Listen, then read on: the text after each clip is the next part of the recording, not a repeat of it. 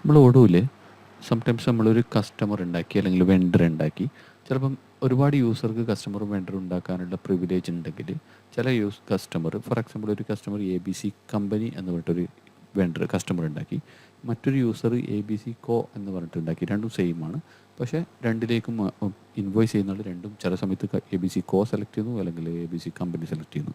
അങ്ങനെ നോക്കുമ്പോൾ അവസാന ഘട്ടം നോക്കുമ്പോൾ നമുക്കൊരു റിസീവബിൾസ് ഒക്കെ എടുത്ത് നോക്കുമ്പോൾ നമ്മൾ എ ബി സി കോയിൽ കുറച്ചുണ്ടാവും, എ ബി സി കമ്പനിയിൽ കുറച്ചുണ്ടാവും, ഉദാഹരണത്തിന്.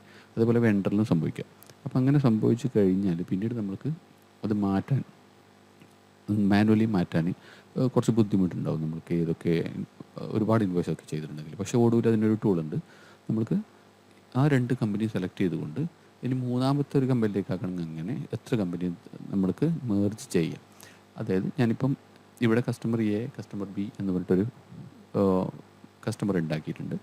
അതിനെ നമ്മൾ കസ്റ്റമർ എ ബി എന്ന് പറയുന്നതിലേക്ക് മേർജ് ചെയ്യുന്ന രീതിയാണ് നമ്മളിവിടെ നോക്കുന്നത്.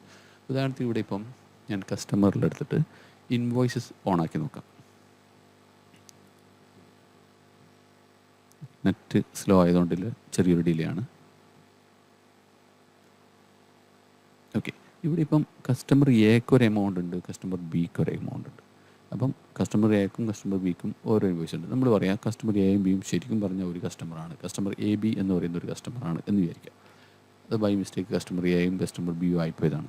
അങ്ങനെയാണെങ്കിൽ നമുക്ക് അത് രണ്ടും കൂട്ടിക്കൂടി കഴിഞ്ഞാൽ ഇപ്പോൾ 61,000 കാണിക്കുന്നത് വിത്തൗട്ട് ടാക്സ്. ഓക്കെ, അപ്പോൾ നമ്മൾക്ക് ഇത് രണ്ടും കൂടെ മെർജ് ചെയ്യണം. ഈ രണ്ടും കൂടെ മെർജ് ചെയ്തിട്ട് എ ബി എന്ന് പറയുന്ന കമ്പനിയിലേക്ക് മെർജ് ചെയ്താൽ നമുക്ക് വിത്തൗട്ട് ടാക്സ് കിട്ടേണ്ടത് 71,000 ആണ്. ഓക്കെ, അത് വിത്ത് ടാക്സ് ആണെങ്കിൽ 70,150 വരും. ഓക്കെ, അപ്പോൾ നമ്മൾക്കത് എങ്ങനെ ചെയ്യാമെന്ന് നോക്കാം. ഇത് കസ്റ്റമറിൽ മാത്രമല്ല, ഇത് വെണ്ടറിലും കൂടെ ചെയ്യാൻ പറ്റും. അത് ചെയ്യുന്നതിന് വേണ്ടി കസ്റ്റമറിൽ പോയിട്ട് നമ്മൾ കസ്റ്റമർ ഓണാക്കുന്നു. നമ്മൾ കസ്റ്റമറെയാണ് മെർജ് ചെയ്യാൻ നോക്കുന്നത്.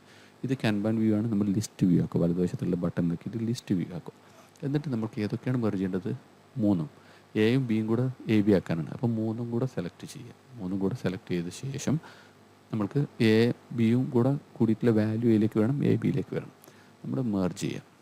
ഓക്കെ,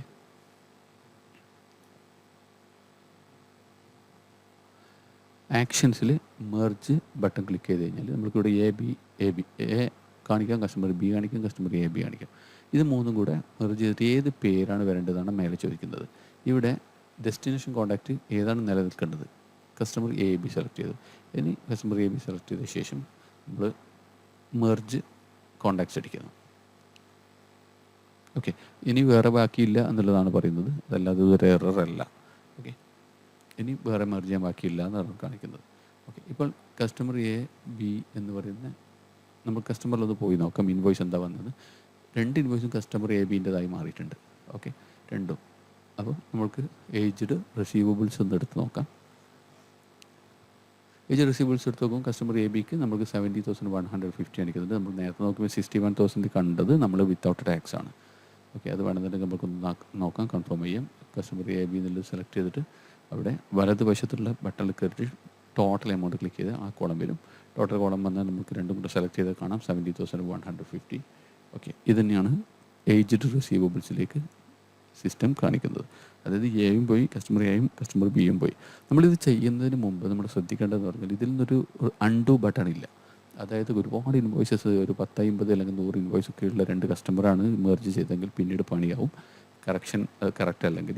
അതുകൊണ്ട് ചെയ്യുന്നതിന് മുമ്പേ കസ്റ്റമർ എയുടെയും കസ്റ്റമർ ബിൻ്റെയും എന്തെടുത്ത് വെക്കുക, partner ledger, invoice wise partner ledger export ചെയ്ത് വെക്കുക.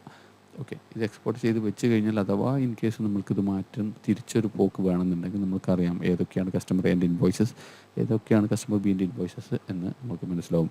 ഇതേ പ്രോസസ്സ് തന്നെയാണ് വെണ്ടറിലും ചെയ്യാൻ പറ്റുന്നത്. വെണ്ടർ മെർജ് ചെയ്യുന്നതും ഇതേപോലെ തന്നെയാണ്. അപ്പോൾ ഇനി എത്ര മിസ്റ്റേക്കുകൾ പറ്റിയാൽ ബുദ്ധിമുട്ടി കഷ്ടപ്പെടാനൊന്നുമില്ല. നമുക്ക് മെർജ് ഓപ്ഷൻ ഉപയോഗിച്ചിട്ട് വളരെ ഈസി ആയിട്ട് സോൾവ് ചെയ്യാം. Thank you.